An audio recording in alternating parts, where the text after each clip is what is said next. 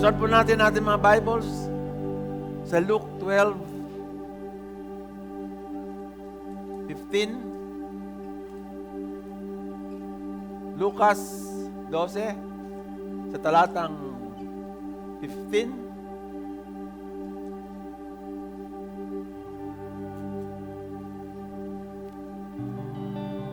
From the Christian Standard Bible, he then told them, "Watch out and be on guard against all greed, because one's life is not in the abundance of his possessions." Puri ng Diyos. Isang talata, subalit ang application nito ay mula tayo na born again hanggang ngayon, ay patuloy po na kinukumusta tayo ng verse na ito. Makaupo na po ang bawat isa sa atin.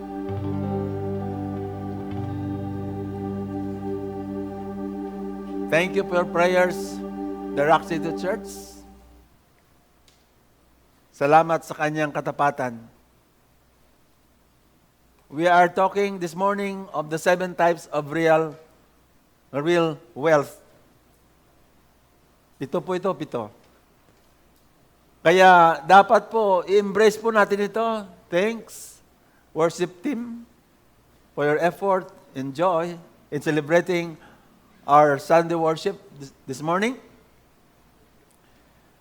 Kasi po, ito po ay irresistible na kaisipan sa ating mga utak. This is a simple, productive, and captivating lifestyle sa buhay po natin. Real wealth. Hallelujah.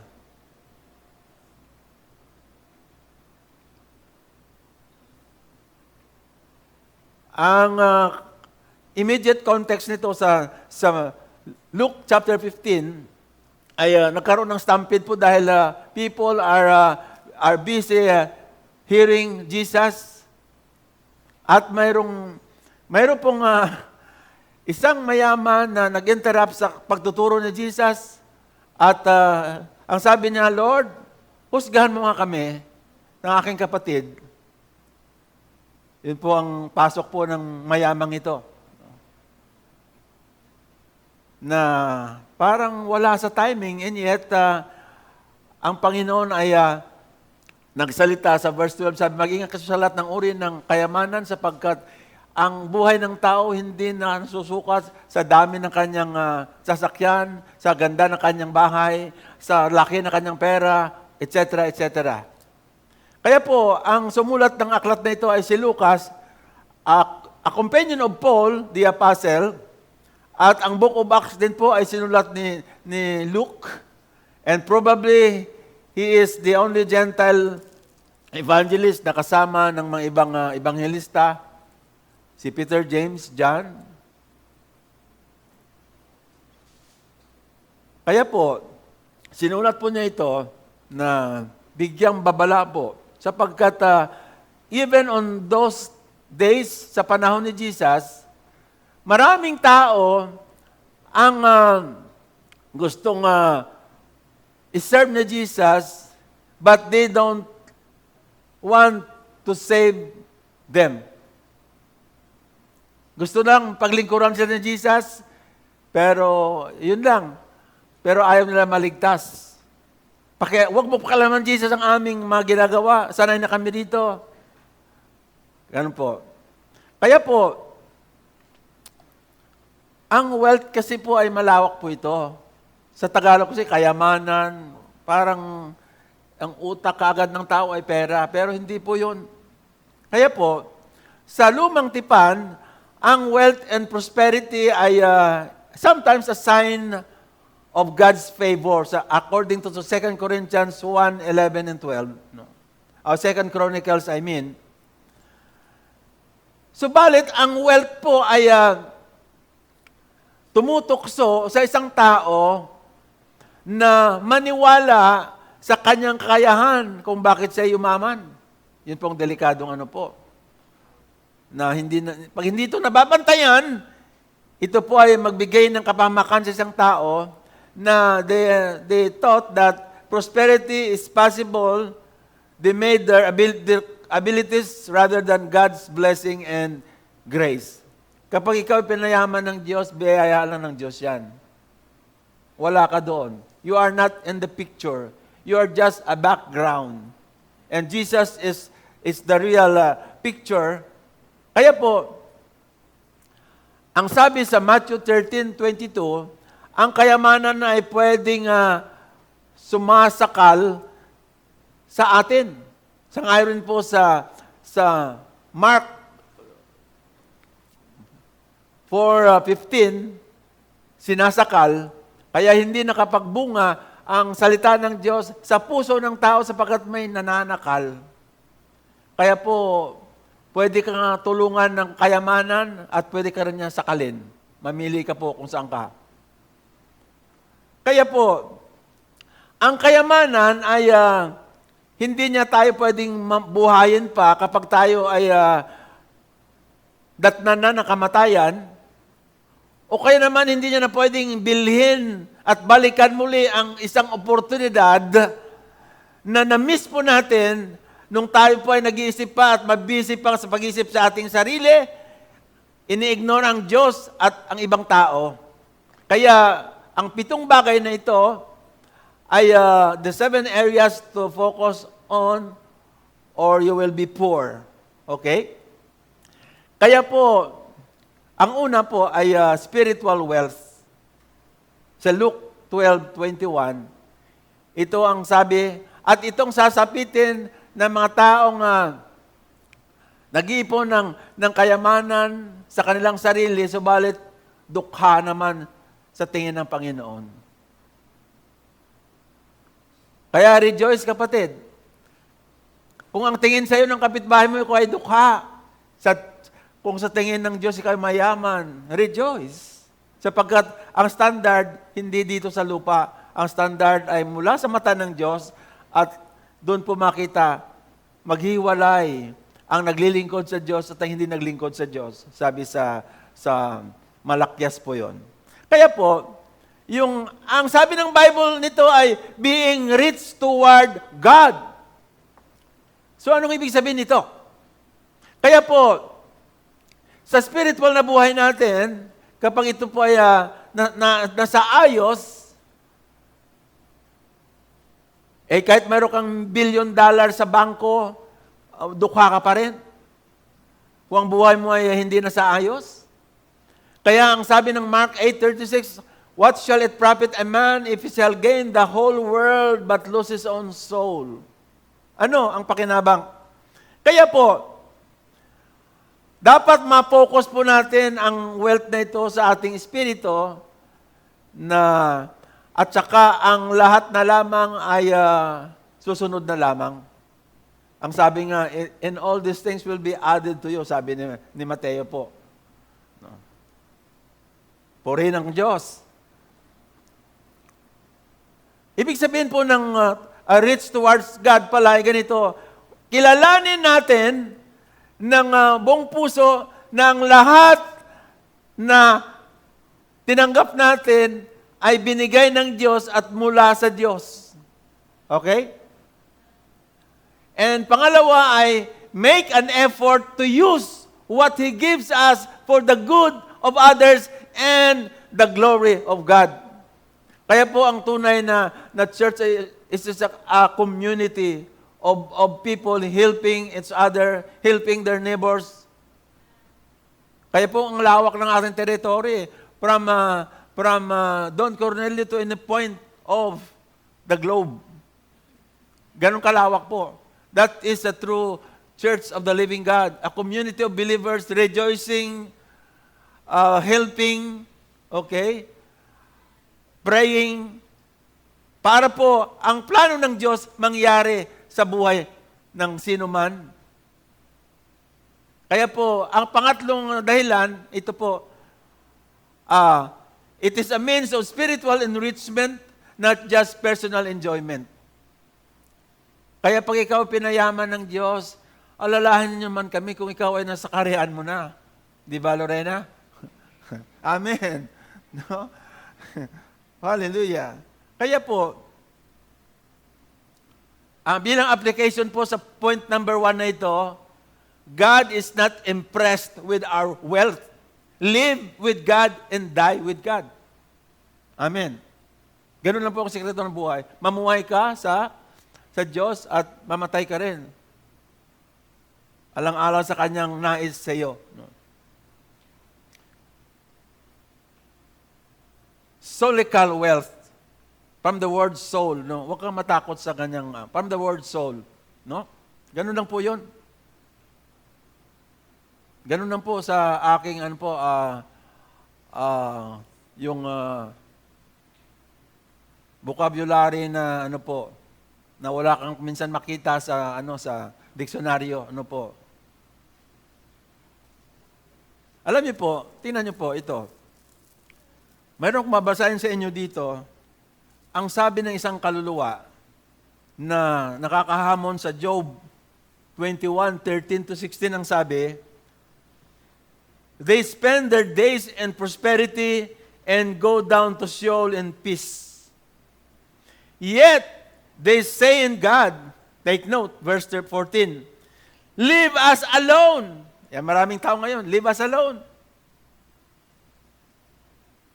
Leave us alone, sabi na. Kung Sabong Express ang gusto namin, Panginoon, leave us alone. At bigla na lang pumasok yung Sabong Express. Mayroon pa yata nagsasabong sa inyo. Kasi hindi naman pinapaisip ng Holy Spirit. Wala sa outline ko yun. Bigla na lang pumasok. No? Sabong Express kasi pwedeng tumaya yung kahit high school. No? Siguro alam nyo, tumataya kayo, no? Ang sabi, we don't want to know your ways. Could you mind? Hinamo ng Diyos para ayaw namin yung kaparaanan? Who is the Almighty that we should serve Him? Ganun na po katayog yung yabang ng tao. Sino ka para paglingkuran ka namin? Nakalimutan niyang hininga niya galing sa Diyos. Yung lakas niya galing sa Diyos. Yung buhay niya pinahiram lamang ng Diyos. Ganitong ang hamon. And what will we gain by pleading with Him? Sa ibang version, ano ang aming mapakinabangan kapag kami nanalangin sa inyo? Nawa, sabi ng isang author dito, dapat ang tanong ng mga taong ito, ano ang mamiss namin kapag pag tumigil kami sa panalangin sa inyo? Ano sabi ng Bible? Pray without ceasing. Kaya, kapag huminto ka sa panalangin, ano ang mawala sa iyo dapat? Yun ang tanungin po natin sa buhay natin. Kaya po, ibig sabihin ng solical wealth, it means intellectual and emotional development. We must focus on developing ourselves intellectually. Kahit si Jesus po, nung siya pinanganak, sabi niya, at siya lumaki intellectually, emotionally, physically, in favor with God and men. Kaya po, God gave us a brain. He expects you to develop it. Kaya po ng hard drive, mga kapatid, sa computer, bahala ka po at magdesisyon what you download. Ikaw ang bahala, di ba po? Kaya po, ang tawag naman sa Bible nito ay it is called learning. Kaya po, napakahalaga na ang ating kaluluwa ay lumalago. Ang kaluluwa ay, sangkap nito ay mind, will, and emotions. Kaya po, wala rin kwenta kapag tayo mayroong $1 billion sa bangko kung wala tayong dunong kung paano mag-invest nito. And kung wala na tayong dunong para mag-multiply po nito, ay hindi rin po kapaki-pakinabang po. Si Solomon po ay napakagaling na tao po. Nung siya po ay lumapit sa Diyos, hindi po siya humingi ng pera. Alam niyo po, Kung ang sa panahon natin yun, kung pera lang sa utak mo, ano po sabi ni John D. Rockefeller? Sabi, kung ang pera lang ay yun lang sumasagi sa utak ng tao, ang sabi, you are the most miserable man on earth. That is the word of a millionaire. At age 53, he was the only billionaire nung sa mundo, nung panahon niya. So Solomon did not ask for money. He asked God for a solical wealth sa kanyang kaluluwa. Sabi, give me knowledge, give me wisdom and understanding. Ito po sa 1 Kings chapter 3 verse 5. And later, sinulat niya sa kanyang aklat ang salitang sa Proverbs, wisdom brings wealth, ang sabi sa Proverbs. Kaya ang totoong kayamanan ay actually it is an idea, not money. Amen? Kaya po mga kapatid, ang tunay pala na business ay God will give you an idea to solve problems. Kaya ang Jollibee po, nagkaroon ng ideya na ang maraming tao ay may problema sa almusal, kaya doon po na-create ang Chicken Joy. So, tapos may problema na naman sa pananghalian, sa meriendahan at hapunan. Kaya nga nagbukas sila ng 24 hours kasi mahilig ang tao sa kainan. Yung tiyan nila ay pangalawang Diyos nila. Their belly is their God, ang sabi sa 3:19 ng Philippians. Okay. Dandahan lang po ako ngayon para wala akong kaaway mamaya. Ano po? Kaya po, ang tunay na yaman, ang wealth ay has to be first in the mind. Alam niyo po, ang McDonald's po pala, sila ang nagsusupply ng paper cups. Ang McDonald's pala, mga babasaging ang sineserve nila, social talaga nung una. Tapos, ang nag-serve ng paper cups, sir, do you want to double your ganito? Ganito po. Siya ang nagkaroon ng idea, sabi niya, kuha lang ko sir ng ganito. Ang Coke naman ay, sino mahilig sa Coke? Ayan, ayaw na magtaas.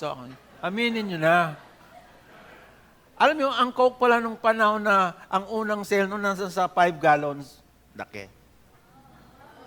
Wala sa bote. May isang tao na, sir, sabi niya, if you want to triple and even double or more than double your income, I have a suggestion. Ilagay sa bote ang produktong ito at, sir, magkiklik sa buong mundo. Ilang beses, 5 beses, hindi siya pinapansin at nakukulitan siya. Sige na. Gawin namin. At sir, sabi niya, 1% of the gross income lang ang hiningi ko. Hanggang ngayon kumikita siya. That's an idea. Kaya ang totoong businessman ay humingi ng divine idea, kapatid. Mayroon pa, bawat isa sa atin, alam niyo po, bawat isa sa atin ay considered businessman. Kasi when you do business with God, tinutulungan mo mga tao na nangailangan ng Diyos. Okay? At ang Diyos ang magbigay ng idea sa iyo para mapursu ang negosyo na yon. Ano kaya yon? Wow. Malay mo. Ngayon po, nakita nyo sa Facebook, mayroon na pong mga na overtake ng Filipino inventor yung, anong tawag nitong sasakyan, na 2-seaters lang po muna yung paglipad po niya, pagbaba po niya, hindi kaya gumagano'n lang, tapos aakyat siya. Sabi niya, automobile for the future. Pilipino ang nag-invento. Kayo, malay nyo.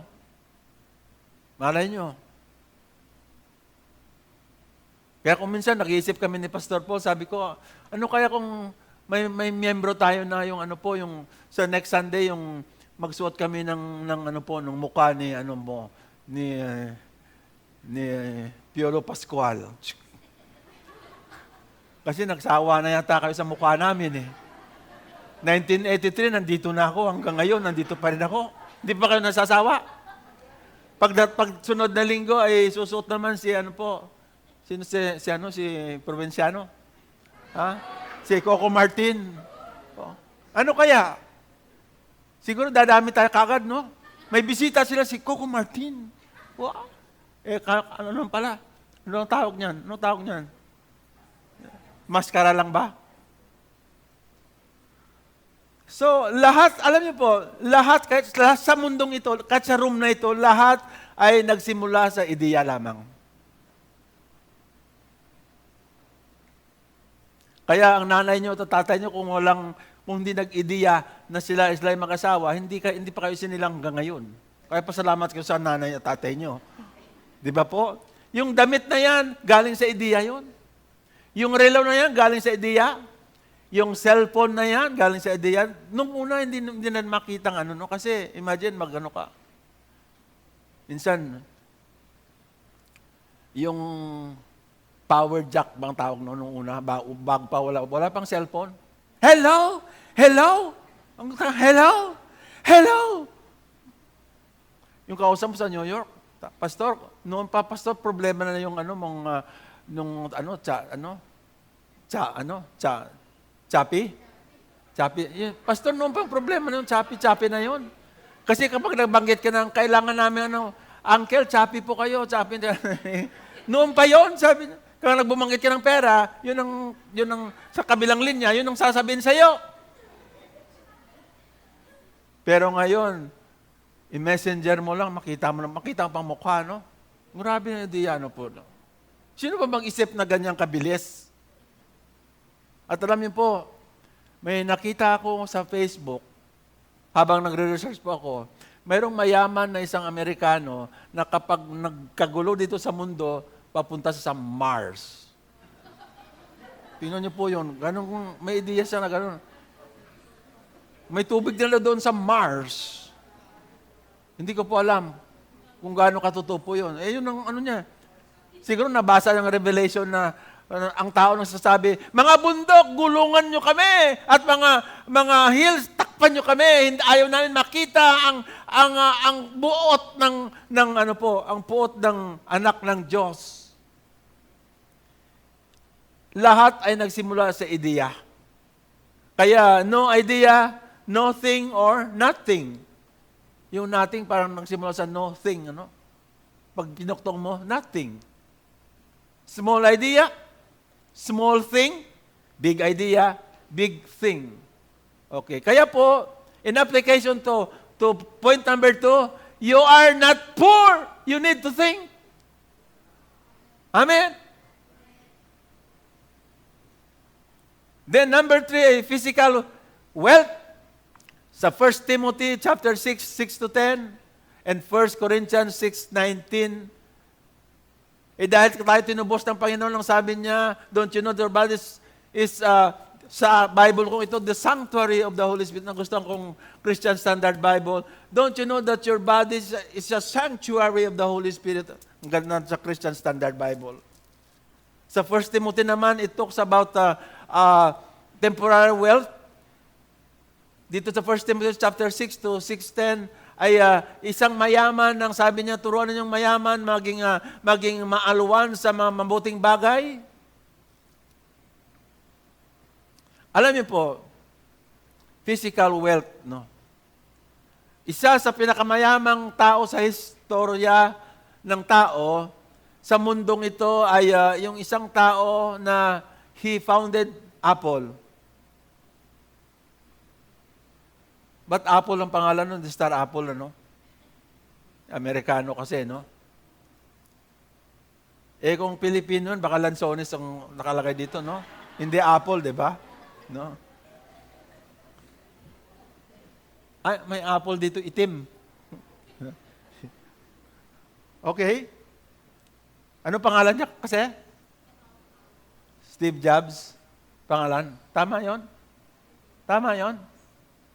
Siya nag-invento po ng computer and iPad. He was worth hundreds of billions of dollars. Subalit, nung siya'y nagkasakit, nalaman po niya ng $1 ay hindi makapagligtas sa kanyang kanser. He died with $1 billion in the bank. Sana binigay na lang sa atin yun, no? Para bukas, pagawa natin to ng 10-story building. Taas dun, no? Not $1 could save him in his cancer. Kaya kapatid, mahalaga itong katawang ito. Wag yung smallin po ito. He had material wealth but didn't have physical wealth.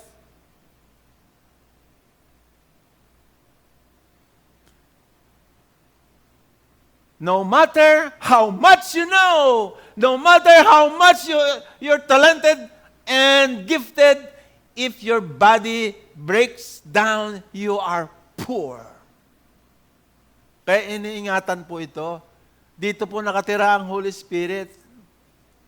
Kaya para ito po ay tumagal, welcome laging Holy Spirit.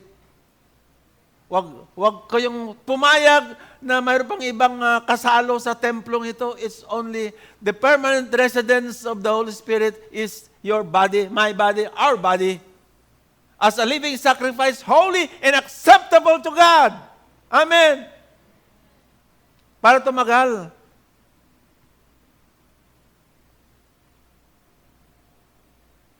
Wala nang malungkot pa na buhay ng isang tao na nakahiga sa banig ng karamdaman na mayroon siyang big ideas. Hindi mapangyari po kapag mahina ng katawang ito. That means, when you leave this physical body, you must make a decision to focus to becoming wealthy and healthy. Okay po. Alam niyo po,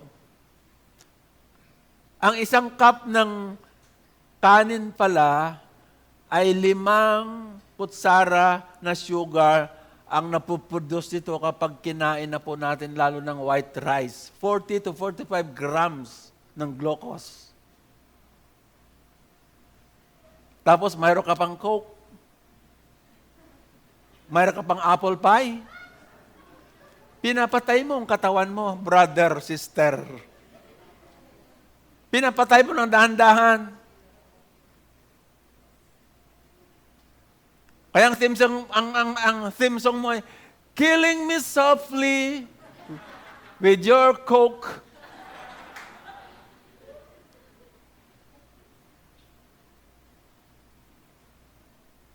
Yan po. Kasi pong pinakamalakas na negosyo sa mundong ito ay fast food.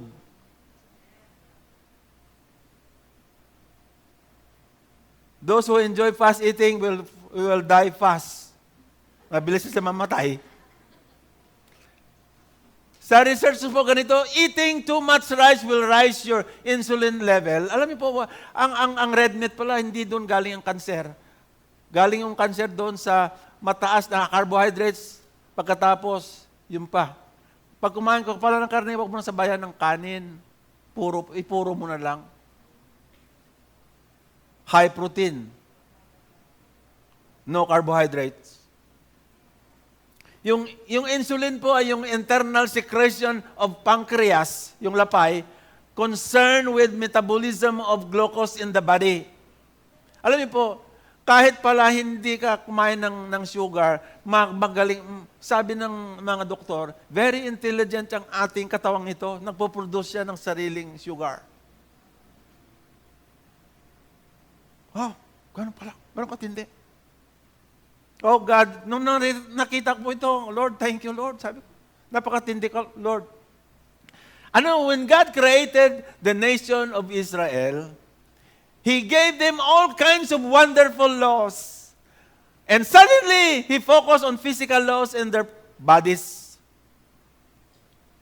Binigyan sila ng hygiene. Pag sinabi hygiene, yung pangangalaga sa kalusugan ng katawan at health program.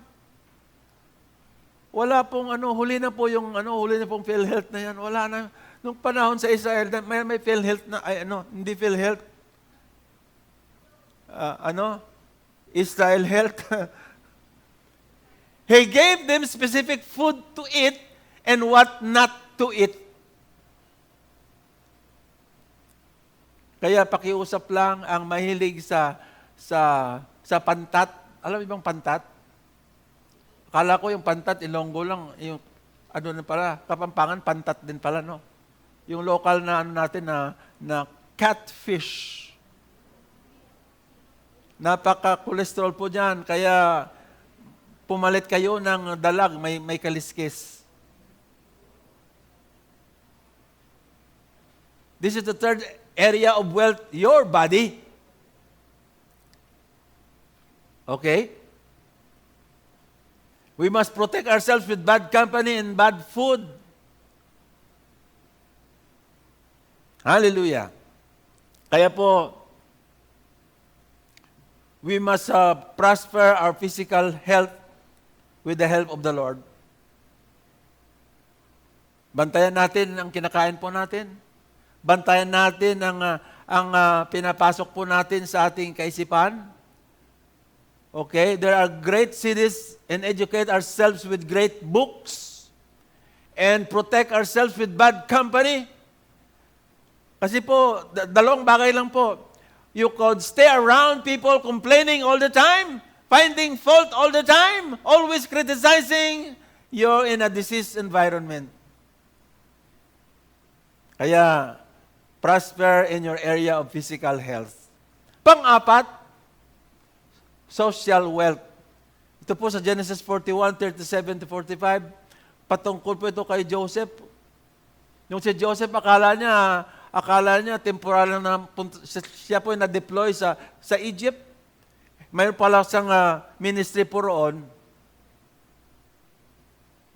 At hindi natin masyadong pinag-isipan po ito na napakahalaga na tayo mamili ng ating mga friends. Okay? Friends. Bakit po? Dapat tayo wealthy sa ating mga family relationship, wealthy sa relationship natin sa ibang tao, at sa palibot po natin.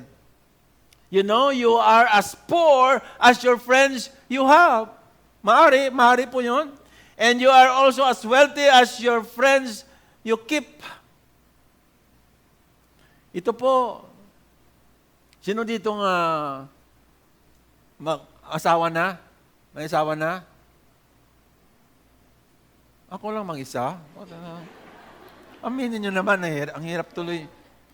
Sa amin kasi, mas accurate yung aming diksyonaryo. Pag sinabi mo pag sinabi sa Tagalog yung asawa, you're referring to lalaki o kay babae. Sa amin po hindi. Kapag you're referring sa husband, ang tawag namin, bana. Pag asawang babae talaga.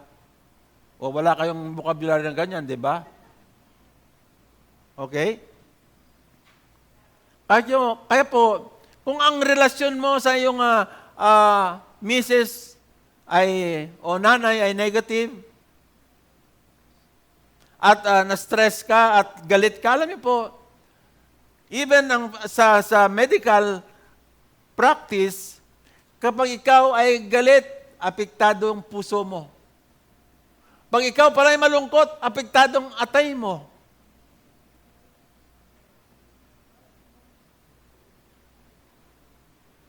Kaya paggising mo, sayaw agad sa Panginoon. Rejoice in the Lord. Oh, bless the Lord, oh my soul! Yan, gisingin mo, kaluluwa mo. Amen? O may galit ka kay nanay mo, kay tatay mo. You are poor in your social wealth. Kaya po, si Jesus ay diniinan po niya, His stress, forgive those who offend you. Do good to those who despitefully used you. Pray for those who persecute you. Bakit po? Gusto ng Panginoong Hesus na we will keep the relationship pure because it's your own wealth. Mayroon akong nakita, sabi niya, if you want to live well, ay eat half. Ano ibig sabihin niyan? Kung dati kinakain mo isang litson, kalahating litson na lang kainin mo. Tama ba yon?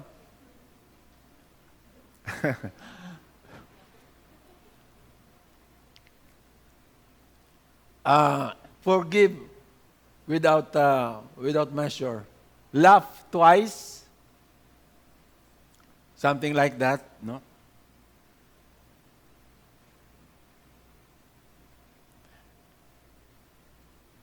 Ang sabi niya, do good to everyone. Alam niyo po, minsan po ang tagumpay ay nakatago doon sa mga tao na ayaw mong pakita kahit mukha nila. No? Minsan, manghiram ka ng cash sa bangko. Yung in charge pala doon sa table na yan ay yung nagasgas mong kanyang sasakyan. Sabi niya, kilala kita. Kilala kita. I will not approve your loan. O ano? O saan ka? Saan ka lilipat? Kaya po, dapat maging wealthy tayo sa ating mga relationship.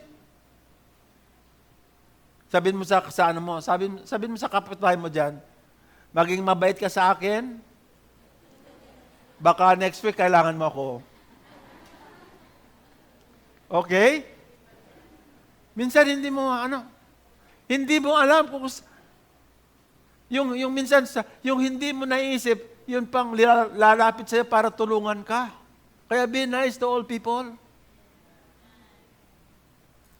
Because most of the time, you don't need money. You need people with money. Di ba po? Ang galing magbalanse ng Diyos, no?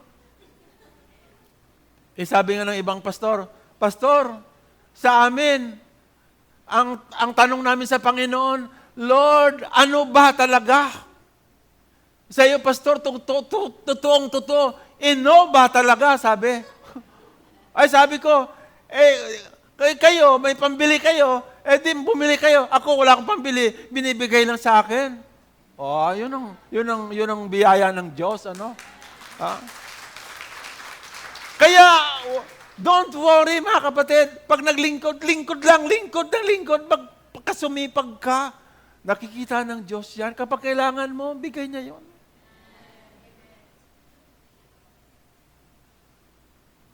Dito, ang tagal-tagal ko na, minsan sa isang Bible ko, sabi ni Sister Heidi dito pa lamang, sabi niya, Pastor, the house and the church building that you desire, I'll give it to you, that was May 1, 2004 pa. Hanggang ngayon, nag-aantay pa ako, Lord, hindi ko naman sinasabi, Lord, na may Alzheimer's ka na, pero, Lord, just remember what si Sister Heidi pa po ang nagsabi noon, morning watch po, dito sa church na to, morning watch. May 1, Saturday, may date pa po. 8:00 ng, mayroon. Kaya pag nagsabi sa'yo ang Diyos, isulat mo ko nung araw, oras, tapos pag naalala, paano hindi natutulog ang Diyos? Just report to Him. Bakit nagreklamo ka? Lord, I'm not complaining. I'm just reporting to you, Lord. Okay? Kaya most of the time, you don't need money. You need people with money. Kaya be good to everyone. Si Jesus, very smart po siya. He kept people around Him who has access to resources. Kaya si Mary Magdalene, kasama niya na po yun.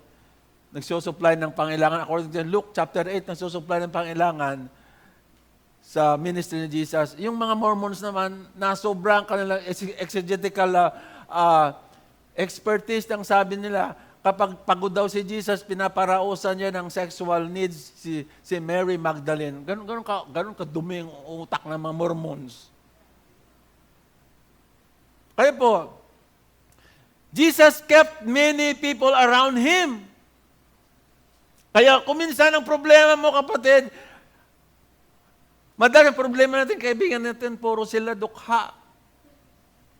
Kaya ikaw lagi naglilibre sa kanila, no?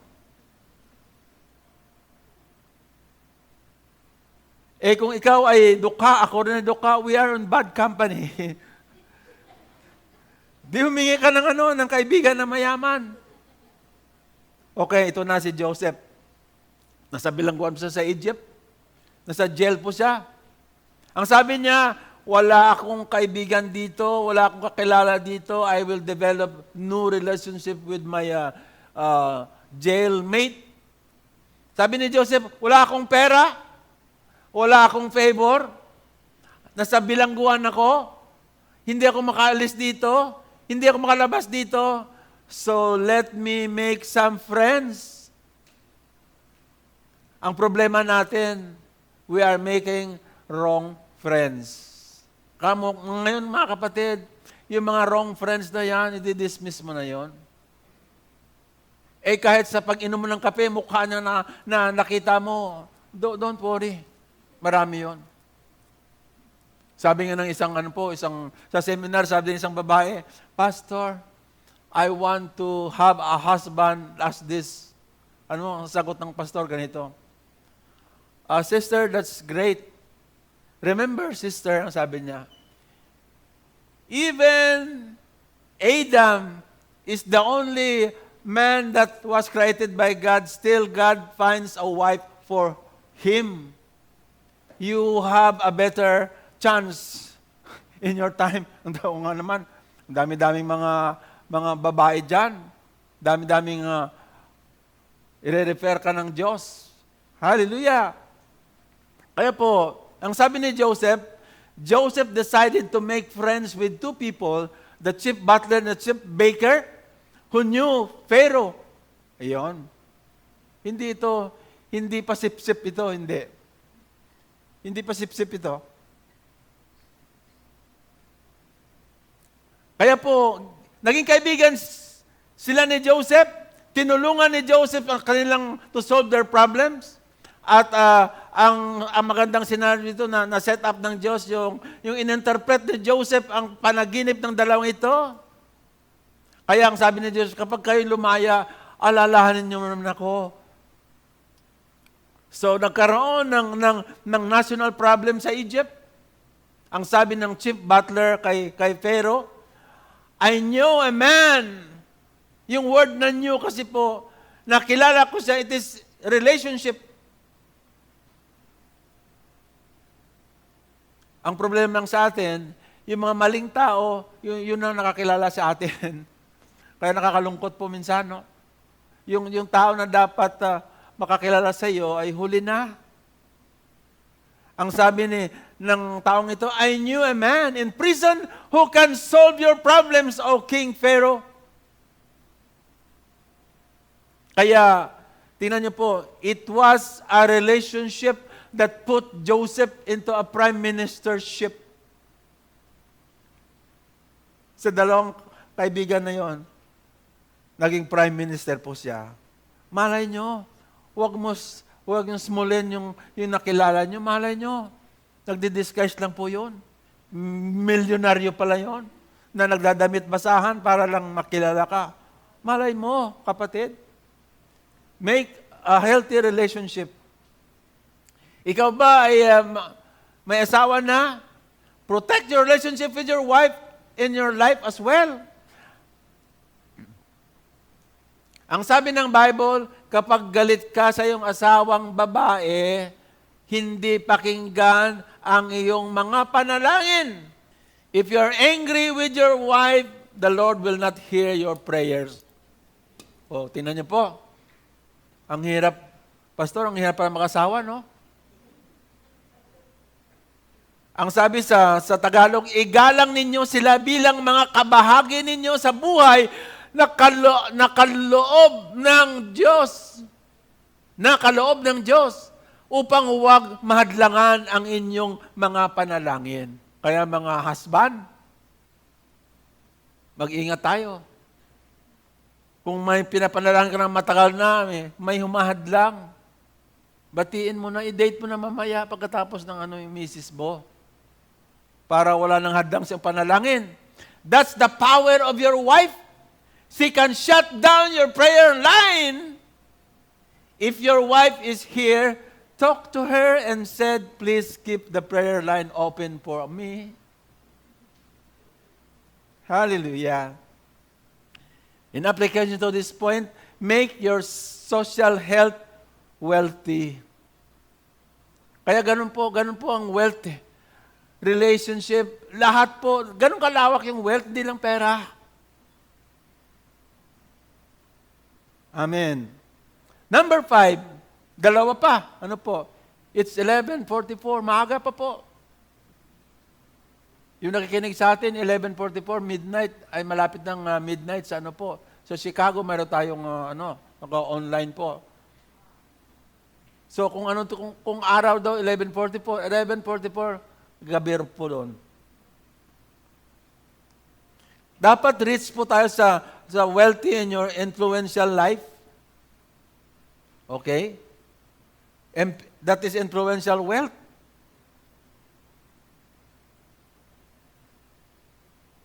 Sapagkat you have to bring change to the world. Ang ganda po ng, Pastor, pangalan, punchline ba natin sa Mambalakat? Doon sa ang sabi ng, hindi ko alam kung sino nakaisip niyan, a chance for change. Ang ganda po, no? Ang pagkataon para na magbago, yun ang nakalagay sa mga police car sa Mabalacat City. O ngayon doon, ang God bless Mabalacat City, hanggang ngayon wala pang ilaw. Ano po? linagyan ng, tinanong ko nung last Sunday siya, yung bisita natin, ano pangalan noon? Ano pangalan noon? Ha? Si Oxon. Sabi ko, sir, wala pang ilaw doon sa Tapos ang palusot niya, nasa munisipyo ko, wala ako dyan. Sabi ko, Mabalacat din yan. Sinasabi ko, wala pang ilaw. Ba't naglagay pa ng poste na may ilaw? Kaya tuwing nakatingin ka, walang ilaw. Kaya po yung ating influential wealth, mga kapatid, naging valuable po tayo. Alam niyo po, mayroon kang dapat tuklasin na ang tao, pag nakita ka, hindi ka niya pwedeng sinabin, hanap-hanapin ka niya. Hindi dahil gusto ka niya, kundi gusto niya yung dinadala mo. Yung kaloob na ikaw lang pwede makapagbigay sa kanya at pwede siyang sumaya alang-alang sa iyo. Yung kaloob galing sa Diyos. Ano bang influence na sa atin? Sa pamilya natin, sa community natin, at sa church po natin? The power of the wealth of influence. Si Jesus, ang sabi ng Jesus ganito, kapag ikaw ay pumunta sa aking Ama, huwag kang humingi ng anumang bagay because you don't have influence. Ang sabi ni Jesus, if you want to get something done, use my name. Kaya nga sa panalangin po natin, hindi natin ang panalangin sinasabi, sa pangalan ni Sister Josie, hindi po yon. Walang influence po yon. No? Kundi ang sabi natin, and Father, bigyan mo kami ng ganito sa pangalan ni Jesus. Yung iba naman na sobrahan. Excited siguro, sabi niya, sa makapangyarihang bubukal na daya ni Kristo. Aba, bumubukal yung daya ni Kristo, grabe naman yun. Nasa doon sa po yun, sa Porac, sa yung natamaan ng lahar. Talagang, bumubukal daw ang dugo ng Panginoong Hesus. Mapapaso tayo niyan, no? Hindi ko alam kung ang pangalan mo ay good. Nade-develop naman natin ang pangalan natin. Have you protected your name? In application sa point nito, safeguard your name. Kahit safeguard pa yung ginagamit mo ng sabon, pero bantayan mo pa rin ang pangalan mo dahil ang pangalan ay is more than riches. Community wealth, isa na lang, pang-anim po ito. Isa na lang po. Give me 5 long minutes, okay? Uwi na po tayo, promise. That means you have to improve the life of other people. Yun ang community wealth. Nandito ka, hindi para ikaw lang ang sumaya, mag-isa. Hindi, may kasama kang kapamilya na malungkot at pag uwi mo, pasayahin mo na sila. If you solve other people's problem, you will be wealthy in the community. Yun po ang sikreto mo doon. Kaya si Joseph, dinala sa Egypt, ang layo ng deployment, ng layo. Ang layo. Malay mo. Ako wala naman kong panaginip na papunta ng Dauma, Balakat, Pampanga. Ngayon, city na. Dauma, Balakat. Taon nung naabutan ko, taon ngayon, city na. Pero ang Diyos, ibang plano po. If you will solve other people's problem, you will be wealthy in the community, kapatid. Doon ka yayaman. Okay? Kaya po, kapag ikaw ay gusto mong tulungan ng mga dukha, ang mga destitute, ang mga drug addicts, mga tao na iniwanan na sila ng kapwa nila, you are developing wealth in the community.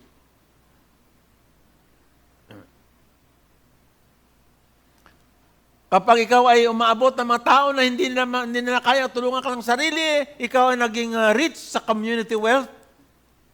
At mga kapatid, paniwalaan niyo po ako sa umagang ito, kapag dumating na ang iyong libing, ba't libing na agad, pastor? Darating kita dyan no? Ang tao ay marinig mo sa mga tao na ang iyong community wealth, wala silang binabanggit na anuman, hindi sila babanggit ng kung gaano karaming pera mo, kung gaano karami yung sasakyan mo, kung gaano kagandang bahay na titiran mo. They will always talk about your community wealth. Yung obituary ay nakalagay doon. Naglingkod siya sa Diyos at tumulong sa kanyang kapwa na walang pag-iimbot at ng buong katapatan. Ano sunod? So help me God. Wealth because what you do for other people that makes you rich in the community. Tingnan niyo po, anong maalala po natin kay Steve Jobs? Hindi yung kanyang $1 billion, kundi yung kanyang Apple. No? So, ibig sabihin po, what he gave us, we remember not his money. Okay? Kaso lang ayaw ko lang sa iPhone ay makasarili iPhone iPad, iPhone, ano pa?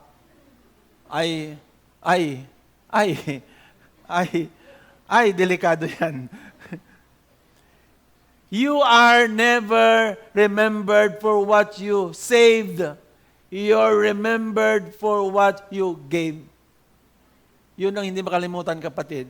Kapag nagbigay ka ng awa, hindi makalimutan ng ano po yun, ng kapwa mo. Pag nagbigay ka ng magandang asal, hindi makalimutan ng kapwa mo yun. Kaya po, in application to this, don't focus on material money. Focus on wealth in this area and you'll never be forgotten. Community wealth. Mayroong mata na tumitingin, mayroong puso na bukas para ang mga bagay na yon ay magkaroon ng magandang pangyayari sa buhay ng sinuman sa atin. Panghuli, generational wealth. Ang sabi sa Proverbs 13:22 na ang sabi doon na ang mabuting tao ay nag-iwan ng mamanahin sa kanyang mga kaapu-apuhan. Generation po yun, no? Kaya po, habang ikaw may pera ngayon, huwag mo ibusin sa sarili mo. Mag-iwan ka sa iyong mamanahin ng iyong kaapu-apuhan. Dahil kapag ikaw ay namatay, kapag yan po ay hindi mo sinave, ay you are a failure. Kapag ikaw ay mag-iwan ng mga mortgage sa iyong anak, para sila ay magbayad, you are a bad dad and a bad mom. Okay? Dahil sa karya ng Diyos, kailangan ang isip natin generational all the time. Leave your children a blessing and not a curse.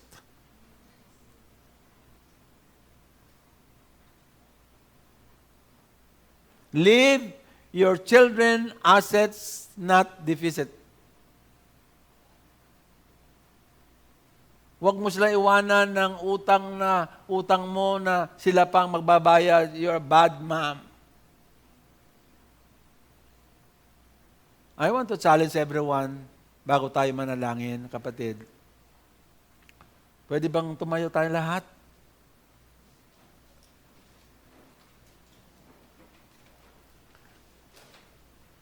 Marami sa atin ngayon na humingi ng bagay sa Diyos, lalo na material na mga bagay, at ayaw pa ibigay ng Diyos sapagkat alam ng Diyos na hindi ka pa ready sa kayamanang iyon at gagastusin mo lang iyon, iwaldas mo lang, sapagkat gusto mo lamang gamitin ito sa iyong sarili lamang. Itong totoong kayamanang ito na nakalista na sa 4 na mga larangan na ito ay ipakita mo sa iyong anak. Ituro mo sa mga anak mo. At sabihin mo ang pera hindi totoong wealth.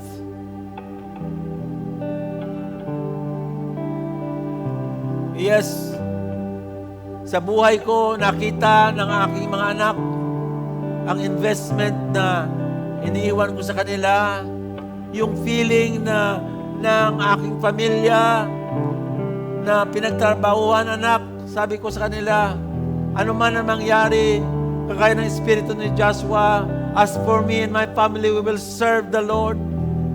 My family loves me for that desire. That's wealth. Ang aking mga intimate friends is still with me for 40 years. That's also my wealth. At ang mga bago pang mga kaibigan ko na aking naipon sa buhay na ito, yan ay isang assets din sa buhay ko. Yan po ay isang kayamanan din po para sa akin. Church, we will pray.